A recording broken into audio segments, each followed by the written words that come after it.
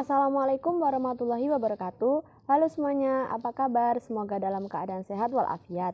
Perkenalkan, nama saya Dinda Eka Rahmawati, NPM 210 120 158 dari kelas Manajemen J. Pada kesempatan kali ini, saya akan mempresentasikan penerapan fungsi linear pada ekonomi dan bisnis. Tanpa berlama-lama, yuk langsung aja kita masuk ke pembahasannya. Yang pertama adalah fungsi permintaan dan penawaran. Di sini saya sediakan dua metode. Namun, biasanya metode yang sering digunakan adalah metode 2 titik dengan rumus Q min Q1 per P min P1 sama dengan Q2 min Q1 per P2 min P1 dengan keterangan Q1 sama dengan kuantitas awal, Q2 sama dengan perubahan kuantitas, P1 sama dengan harga awal, dan P2 sama dengan perubahan harga. Selanjutnya kita akan masuk ke contoh kasus 1. Suatu produk ketika harga Rp200 akan terjual sebanyak 5 unit, dan jika harga turun menjadi Rp100 akan terjual sebanyak 20 unit. Tentukan fungsi permintaannya dan gambarlah grafiknya. Diketahui Q1 sama dengan 5 unit, Q2 sama dengan 20 unit, P1 sama dengan 200, dan P2 sama dengan 100. Maka Q min 5 per P min 200 sama dengan 20 min 5 per 100 min 200. Q min 5 per P min 200 sama dengan 20 dikurang 5 ketemu min 15. 100 min 200 hasilnya min 100. Q min 5, P min 200 nya kita pindah ke ruas kanan. Min 15 dibagi 100 ketemu hasil desimalnya yaitu min 0,15. Karena P min 200 kita pindah ke ruas kanan, maka Q min 5 sama dengan min 0,15 dikali P min 200. Q sama dengan min 0,15 P, karena min 0,15 dikali P kan hasilnya min 0,15 P. Min 0,15 dikali min 200 hasilnya 30. Terus min 5-nya kita pindah ke ruas kanan. Jadi Q sama dengan min 0,15 P plus 30 plus 5. Maka kita dapatkan fungsi permintaannya yaitu Q sama dengan 35 min 0,15 P. Kemudian untuk menggambar grafiknya kita memerlukan titik potong pada sumbu Q dan P. Namun kita akan mencari titik potong pada sumbu Q terlebih dahulu. Kita misalkan jika P sama dengan 0, lalu kita masukkan ke fungsi permintaannya. Q sama dengan 35 min 0,15 P. Q sama dengan 35 min 0,15 dikali 0. Maka hasilnya adalah 35. Di sini kita mendapatkan titik koordinatnya yaitu 35,0. Selanjutnya kita mencari titik potong pada sumbu P. Kita misalkan jika Q sama dengan 0, lalu kita masukkan ke fungsi permintaannya yaitu Q sama dengan 35 min 0,15 P. Maka jika Q-nya sama dengan 0, 0 sama dengan 35 min 0,15 P. P-nya kita pindah ke ruas kiri, lalu 35 kita bagi dengan 0,15. Maka kita dapatkan hasilnya 200. Di sini kita mendapatkan titik koordinat yaitu 0,200. Setelah itu kita hubungkan kedua titik tadi menjadi satu garis dengan Q yaitu 35,0 dan P-nya adalah 0,200. Kita hubungkan kedua titik tadi menjadi satu garis dan ini adalah fungsi permintaannya. Kita lanjut untuk masuk ke penerapan kedua yaitu surplus konsumen. Apa sih surplus konsumen itu? Surplus konsumen adalah selisih antara jumlah maksimum yang rela dibayar konsumen dengan jumlah yang sebenarnya dibayar oleh konsumen. Surplus konsumen sendiri selalu berada di bawah kurva permintaan dan berada di atas garis harga real. Dengan keterangan Pmax adalah harga maksimum, PR adalah harga real, QR adalah kuantitas real. Cara menentukan surplus konsumen adalah dengan menggunakan rumus luas segitiga, yaitu setengah dikali alas dikali tinggi. Kita masuk ke contoh kasus 2. Fungsi permintaan dari sebuah produk adalah P sama dengan 40 min 2Q. A Hitunglah besarnya surplus konsumen dan gambarlah grafiknya jika harga pasar adalah Rp30 per unit. Yang B, jika harga pasar turun dari Rp30 menjadi Rp10 per unit, hitunglah surplus konsumen yang baru dan gambar pada grafik soal A. Kita jawab. Untuk menjawab soal A, kita mencari titik potong sumbuki terlebih dahulu. Kita misalkan jika P sama dengan 0. Lalu kita substitusikan pada fungsi permintaannya, yaitu P sama dengan 40 min 2Q. Kita misalkan P sama dengan 0, maka 0 sama dengan 40 min 2Q. Min 2Q-nya kita pindah ke ruas kiri. Jadi 2Q sama dengan 40. Q-nya kita temukan dari 40 dibagi 2, hasilnya adalah 20. Setelah itu kita mencari titik potong sumbu P. Kita misalkan lagi, jika Q-nya sama dengan 0, lalu kita substitusikan ke fungsi permintaannya, yaitu P sama dengan 40 min 2Q. P sama dengan 40 min 2 dikalikan 0, maka ketemu hasilnya 40. Nah, kita kan sudah dapat nih titik potong pada sumbu Q dan sumbu P.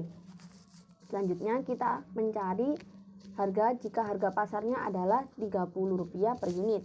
Kita misalkan P sama dengan 30. Kita masukkan ke fungsi permintaannya, yaitu P-nya kita misalkan 30, jadi 30 sama dengan 40 min 2Q.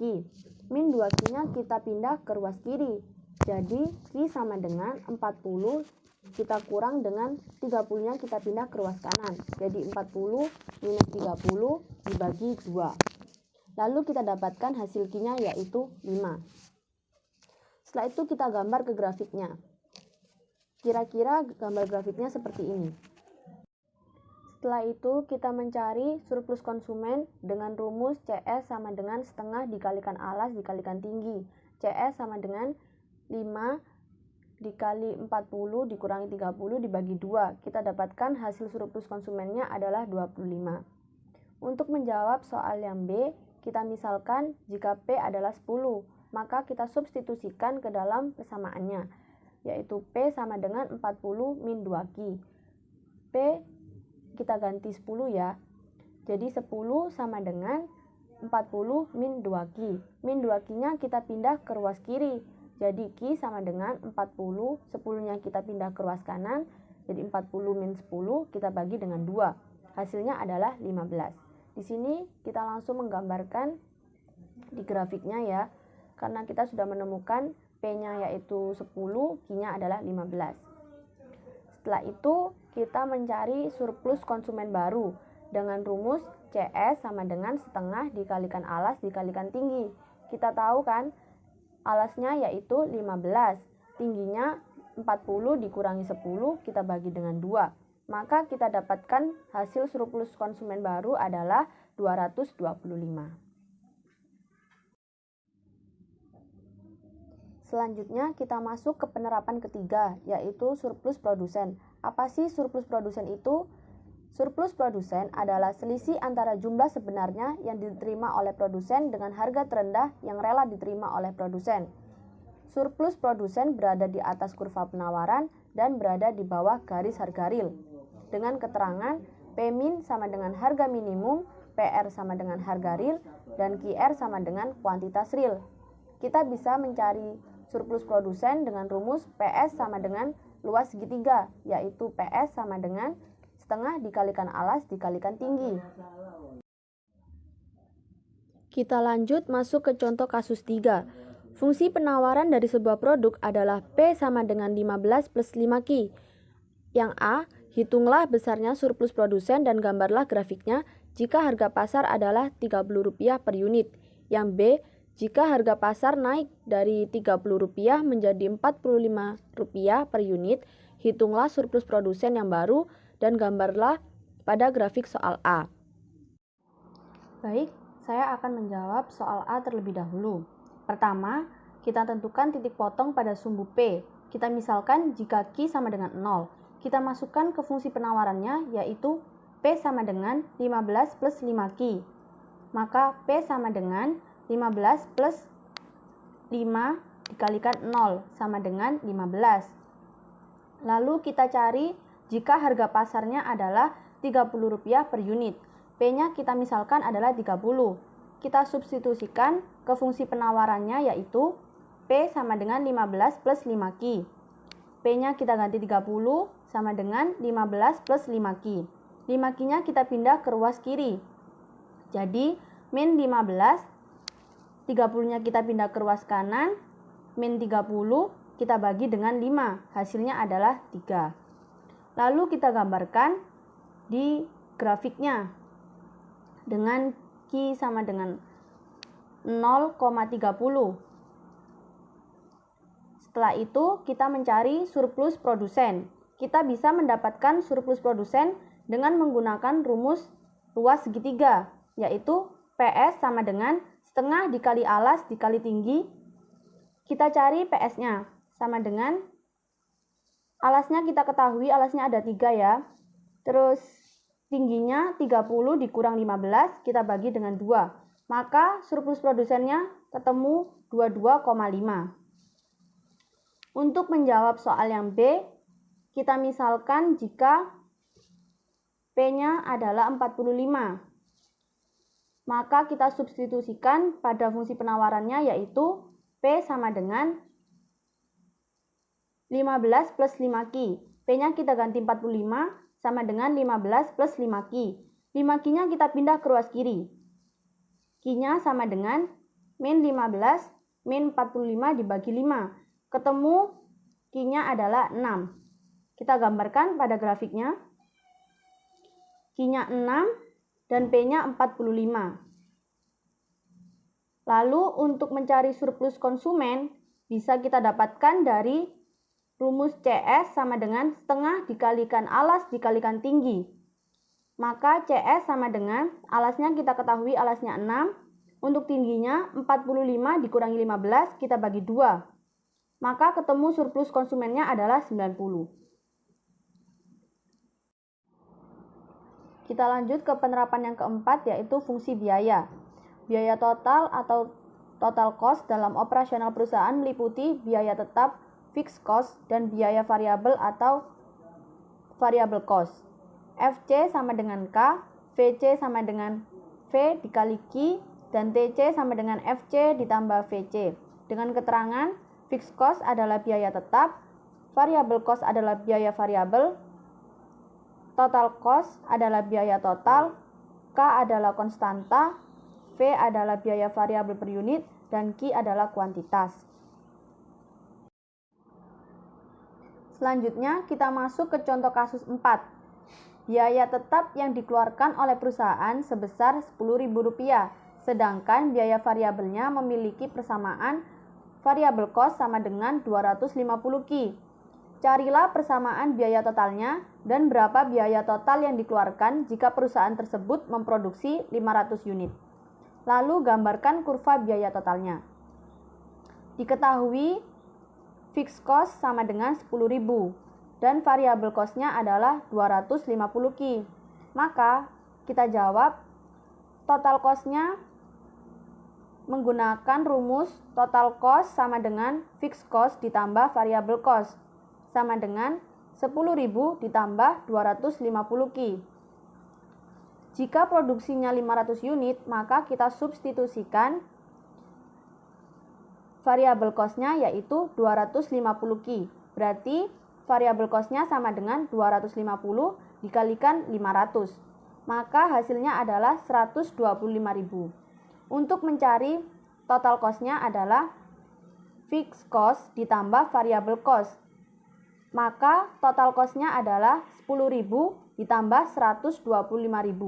Maka hasilnya kita dapatkan sebesar 135.000. Selanjutnya kita akan menggambarkan kurva biaya totalnya. Untuk biaya tetapnya adalah Rp10.000. Kira-kira ada di sini. Kemudian jika produksinya 500 unit, berarti Q-nya adalah 500. Kemudian kita gambarkan variabel kurva VC-nya. Dengan Q-nya 500. VC dimulai dari titik 0, kemudian ketika Q-nya sama dengan 500, maka VC-nya adalah 125.000. Berarti C-nya biayanya adalah 125.000. Berarti kan sudah ada 2 titik di sini. Pertama, titik 0. Kedua, titik di 125.000. Lalu kita tarik garis dan ini merupakan kurva dari variabel cost-nya. Untuk membuat kurva total cost ketika Q-nya adalah 500, biaya C-nya adalah 135.000. Berarti kira-kira ada di sini. Lalu kita tinggal membuat kurvanya. Karena sudah ada 2 titik, untuk kurva total cost kita mulai dari biaya tetapnya. Lalu kita tarik garisnya dan ini adalah kurva total cost-nya.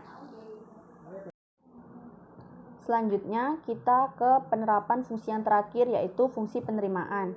Penerimaan total atau total revenue perusahaan didapatkan dari harga produk P dikalikan dengan kuantitas produk yang terjual atau Q, dengan rumus TR sama dengan P dikali Q. Selanjutnya kita masuk ke contoh kasus 5. Harga jual produk adalah Rp500 per unit. Carilah persamaan penerimaan total dan berapa besar penerimaan jika terjual sebanyak 100 unit. Lalu gambarkan kurva penerimaan totalnya. Diketahui harga jualnya adalah Rp500 per unit. Kemudian kita disuruh mencari persamaan penerimaan total. Berarti kita menggunakan rumus TR sama dengan P dikali Q. Tinggal kita substitusikan nilai P-nya 500. Berarti persamaan TR-nya adalah 500 Q. Jika terjual 100 unit, maka tinggal kita substitusikan Q-nya adalah 100. Berapa TR-nya? Tinggal kita substitusikan. Berarti TR sama dengan 500 dikali Q. Maka 500 dikali 100. Ketemu hasilnya Rp50.000 per unit. Berarti Rp50.000 adalah pendapatan diterimanya. Kemudian untuk menggambar grafiknya, kita ketahui di sini titik koordinatnya. Q-nya adalah 100, dengan P-nya adalah 500. Titiknya dimulai dari 0 dan tinggal kita tarik garis dan akan ketemu kurva TR-nya atau total revenue. Demikian akhir presentasi saya, semoga bermanfaat untuk kita semua. Wassalamualaikum warahmatullahi wabarakatuh.